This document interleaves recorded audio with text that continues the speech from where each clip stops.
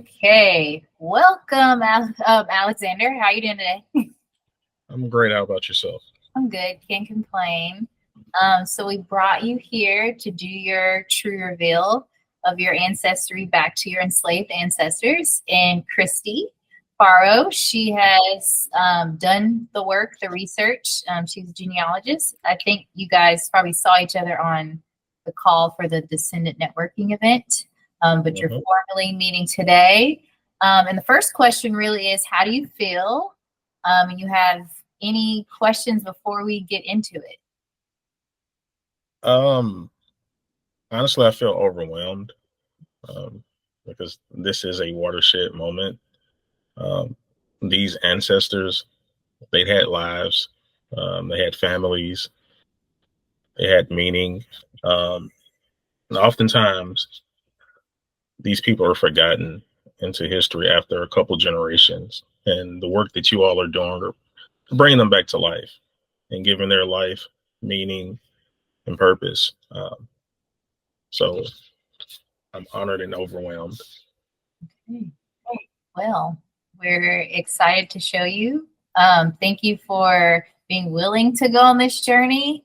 And here we go. So the first thing I'm going to do is pull up your family tree, and you're Okay. just going to take some time, look at it, and then Christy's going to take it from there. Yeah. So let me pull I'm while you're showing him that, I did bring mine up on my phone just so that I can answer questions, just so you guys don't think I'm rude. up. When Okay. I'm looking down, I have his tree up on my phone. Fantastic. Okay. Here we go.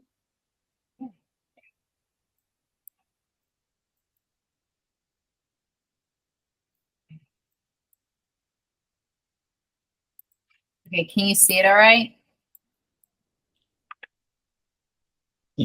I can see it. It's some of the names are okay. I can. That's better. And I'm going to email this to you afterwards, which will probably, you'll be able to see it a bit better. But Oh, that's basically you, your parents. And then Christy went over to your mother's side and starts going up there. okay. Do you have any questions around this? Okay. So I've heard of Roscoe, Roscoe Hall, because my grandmother, she had a brother named Roscoe. He was murdered in Gallatin. It's some controversial stories behind that. Allegedly, he was murdered in the 1940s. Um, and the guy that murdered him, his manager, went and got him out of jail like that Monday. Told the judge, he's too good of a worker for me. I need him out of jail. And just because there was really no justice on black crime in Gallatin in the 1930s and 40s. So nothing much came of that. So that's all I know about that. So I knew of Roscoe I as a did come across a homicide death certificate, and interesting. I don't remember where it was, but I will come across it. It was in your family. I came across a homicide death certificate, so I'll send that to you. Thank you. Thank you. But I never knew who his father was. So it was named after his father, Roscoe. He's named after. He would be named after. Okay. I believe that says Maggie Lee, 1908 to 1957. Maggie Lee Goodall. Maggie Lee Goodall. Okay, so that would be my grandmother's mother. And from what I was told, she didn't have a relationship with her. Her mother ran off with another man when she was a little girl and abandoned her and left her with her father. She had several And other children as well. oh wow, okay. And allegedly, my grandmother had seen her only one more time afterwards. She Mm-hmm. saw her like in a grocery store or something when she was like 13, and she was like, "You're my mother." And she was like, "No," and she walked away. She never saw her again. So that was Annie Bell. Yes. Okay. So Roscoe got remarried, and so did Maggie. So there was I'll wait so that I can give it all to you at that one time, but they both did remarry, both Maggie and Roscoe, and Clara, who was his second wife, was with them for a good amount of time. So let's hope that Clara was a good mother for her. Sometimes you just have to go down and say, you know what? I hope Clara treated her nicely. Right. Right.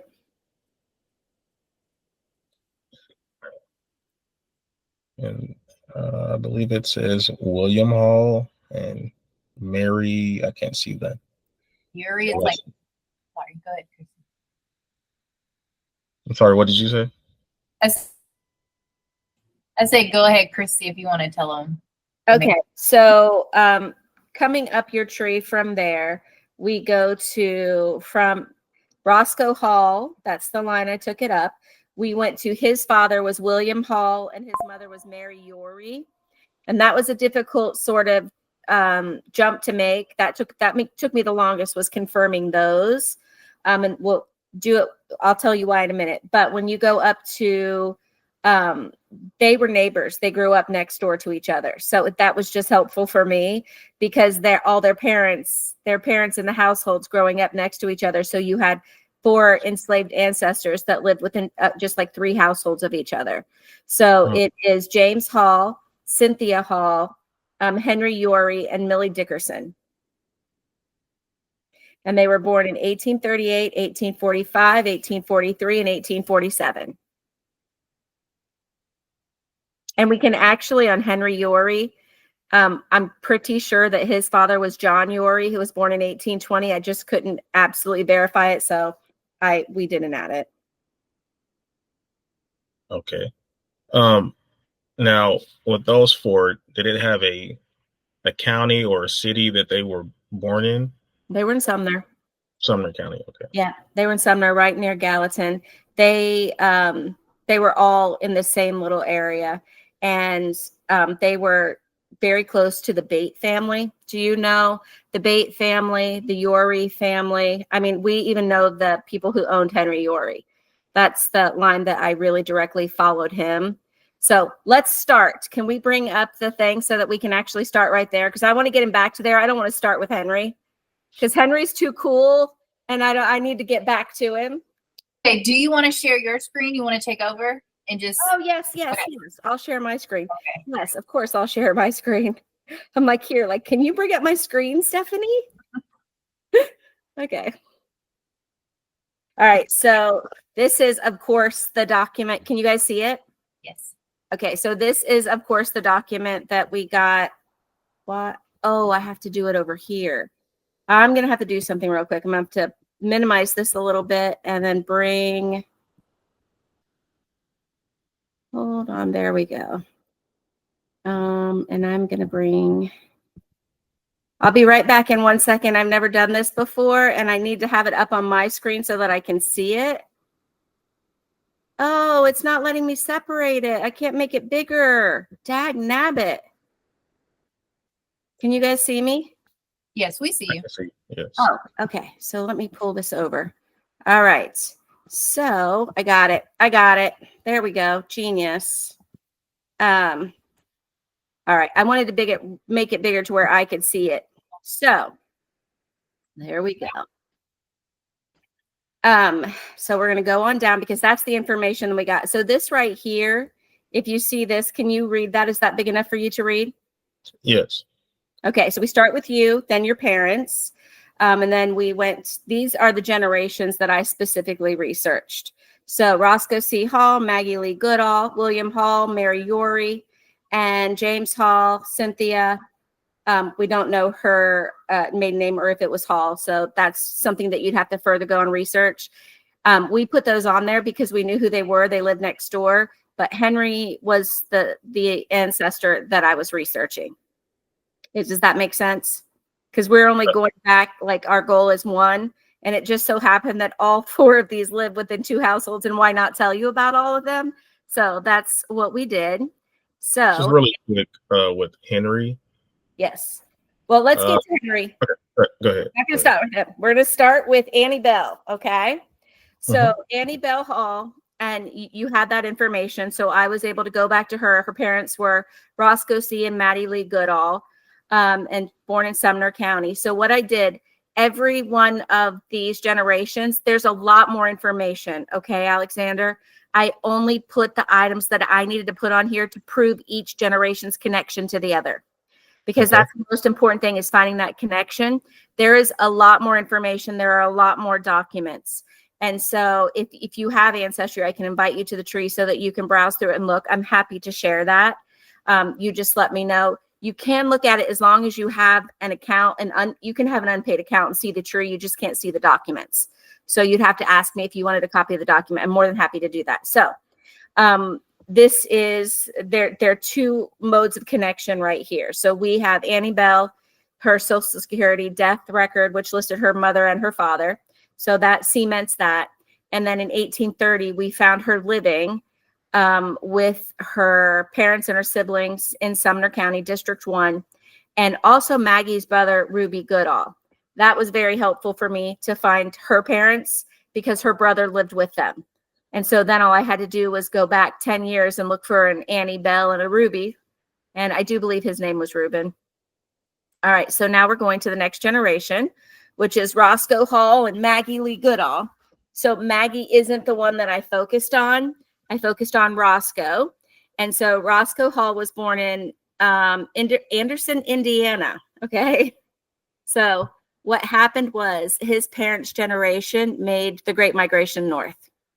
And they all went to the same place right there out in Indiana.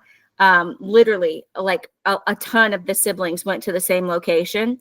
But something happened, because all of their children were sent back to Tennessee to live with their grandparents at some point. Roscoe. So hold on one second. So we have Roscoe, we have Maggie, and you see the information there. They're still in District 1 right there. You see Henry and Millie Yorey, siblings. He has Ritha, Henry, Annie, Ephraim, and they're living close by with their grandparents. Okay. They're not living with their parents in Indiana. So I don't know what happened to the parents. I went to put more time into it, and I thought, okay, I don't have a lot of time to spend, and I have to get back to the ancestor. And since I'd made the connection, this is a great mystery for you to try to figure out, like, what happened to them when they went north.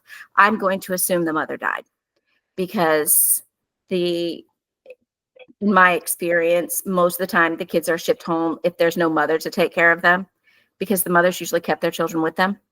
Does that make sense? For me, Yes. in my experience, it's not always the case. So this census showed them living with their grandparents, Henry and Millie Yorey. And so I'm like, okay, I know that these are the grandparents. I know it's not their fathers, because it has a different last name. So I know this is the mother's parents. And I started researching every single one of the siblings, Ritha, Henry, Annie, Ephraim, and Roscoe, till I could find one of the siblings that I could find their parents listed on a document. And Annie is the one that came up there for me. Do you see Annie Fletcher? Yes. Ohio marriage records, 1939. Her father was listed as William Hall and her mother as Mary Yorey. So that document allowed me to go back a little bit farther. Okay. So now we know that Mary Yorey, her parents were Henry and Millie. Okay. So this document right here, I thought was really, really, really interesting, because it did connect. Henry Yorey owned land, and Henry was Mary's father, right? But in this land, we know that his daughter is dead, because if you look at all of his deeds that are like, these are the people that inherit his land, and you can see that Roscoe is listed, right? He's right below deed, like the fifth line down. So this Roscoe actually got Henry's land. So eventually everybody sold all the land to Roscoe for $1. So he had his land and in the first district in Sumner County. I don't know where that is, but so, and then if you look right here, do you see Ephraim Hall? I really, really wanted to prove that these were the grandparents. So if you see Ephraim Hall was one of those brothers, remember? Right. If you look, his grandmother, Millie Yorey, is listed as his grandmother on his World War I draft registration. And so those documents were just me trying to prove, and they were cool things for you to look at and trying to prove, because there isn't much for this generation. I only had one document with Mary Yory on it, and that's this 1880 census where you see Henry Yory right here, and then you see Mary, 9 years old, his daughter, and then if you go right down here, you see James Hall and his son William. Mary and William got married and had Roscoe. Okay. You with me? I am. Okay. And then I put a little information. So at some point after they're married, Will and Mary moved to Indiana with a lot of her siblings moved up there. And so by 1910, their kids are living back in Sumner with her parents. So that finishes up that generation. Now, Henry Yory, I put Millie there because she's his wife, but Henry Yory is the one that we're focusing on here. They were both born in Tennessee. Henry Yory was born enslaved in Sumner County. His father was most likely named John Yory. That is something that you'd have to sort of go off and explore on your own and see what you could find. And I was able to find that Henry Yory was a Confederate body servant during the American Civil War. And when I found his pension papers, because he received a pension from the state of Tennessee. Now, something that's very important to understand about these documents is, one, the verbiage that's on this document. That I'm skipping ahead a little bit because I want to get to this. So Henry Yory, the applicant, was a true and loyal Confederate, stayed all the time, was always interested in the movements of our army and enjoyed victories as much as the soldiers themselves. We think if any cook that was in the Confederate Army should draw up this pension, Henry Yory is one. Now, this is what's important about this document. For them, he was, I think, the 17th man in the state to apply for a pension. He was one of the first men. And when they opened it up for, and this is, I think he did this in, goodness gracious, I sent you a link to the whole document so you can read it. Okay. But they had to prove that they were loyal and they had been loyal and good since the Civil War. And they would have like this, like that one, this one witness account right here. This was his witness account, his testament, so that he could get it. He only has one. So he must have been well known that they knew. But the reason he was well known is if you go back up, William Brimage Bates was the man that he was serving. Alexander Yory's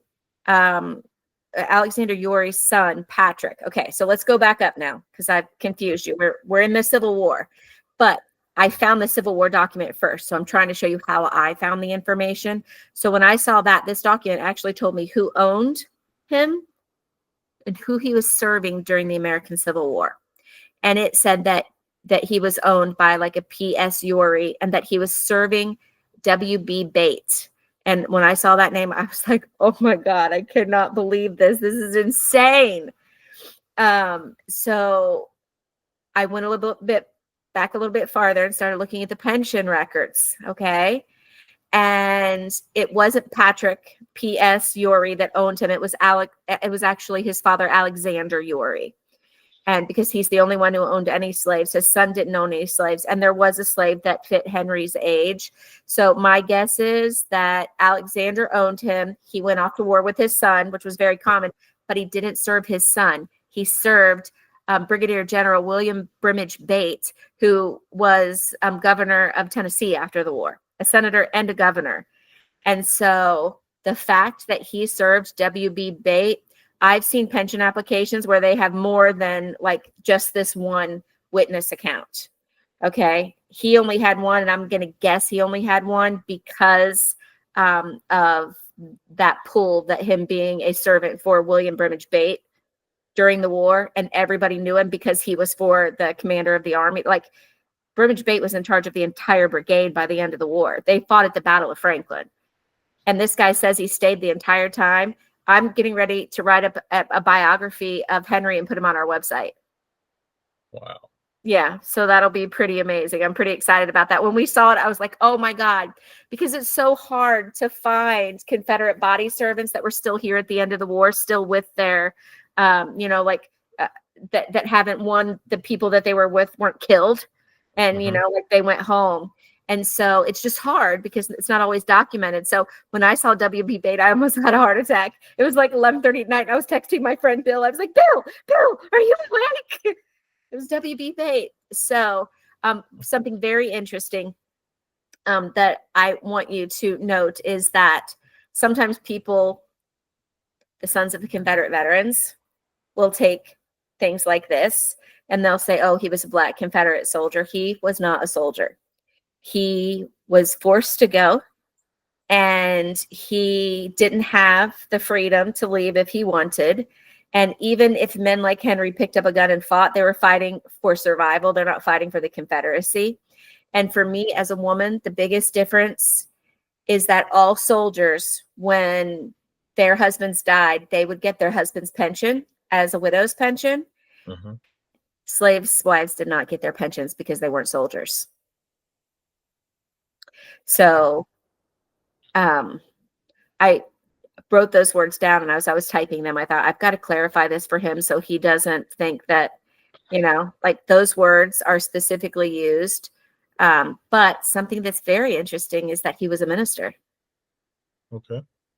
Henry Yory was a farmer and a minister, and he was applied for, and I just said he was granted a Confederate pension for a colored man, is what they called it. He was a literate man, and he could read and write. And the document that's right down here, this is a letter in his own hand. Wow. Isn't that cool? That actually made me tear up a little bit because you don't often see it, and it's just so wonderful. And do you see how he wrote colored? Wow. So that's pretty amazing. I sent that whole document to you so that you could see it for later. But Henry and Millie had at least 11 children. I tried to get all of the names so that I could put it in here for you.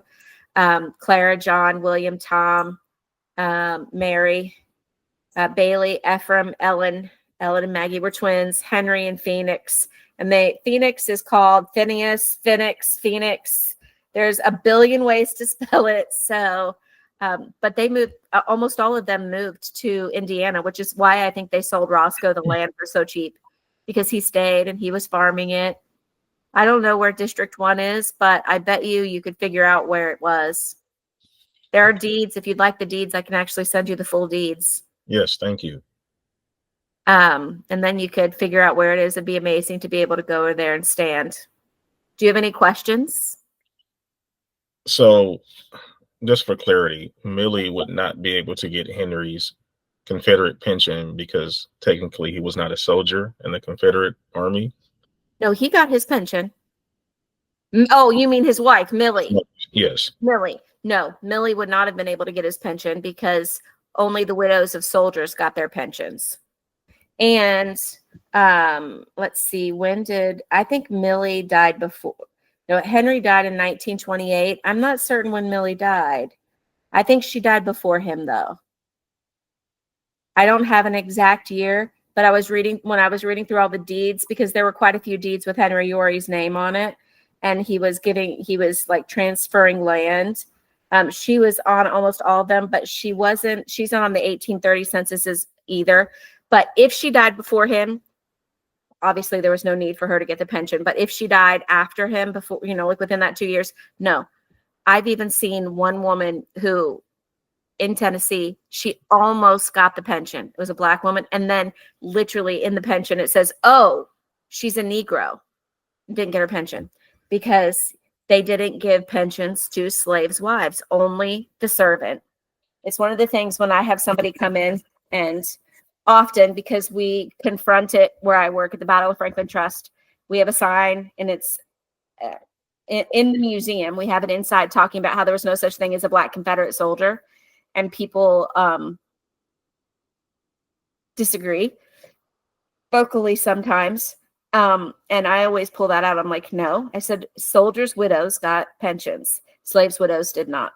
I said, I will come and I will tell you that sometimes Black men picked up guns and fought because they had to survive. That's not fighting for the Confederacy.